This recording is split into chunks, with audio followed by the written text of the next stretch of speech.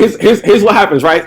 But on cleaning Saturdays, this just wasn't a normal clean. You remember that? Cleaning Saturdays, you had to do the extra in order to clean that house, right? Like you had we was in the apartment, so the refrigerator and the stove were like right next to each other, but there was always a little crack like right in there where like food and water can get down in there and stuff like that. So when you go into my mom, so like when we was cleaning on Saturday, like you had to like move the refrigerator out, stuff like that, so that you can get in between there, because that's where water and food drops down in between there and stuff like that, right? You had to lift up the oven. We had those lift up ovens where you had to put the thing up and you had to wipe out in there and stuff like that. We had the refrigerator. You had to unthaw the freezer. You got to unthaw the freezer and get all of that ice out of there, right? And chip that stuff, right? Because that stuff matters. You got to clean the gaskets. Anybody know where the gaskets are on the refrigerator?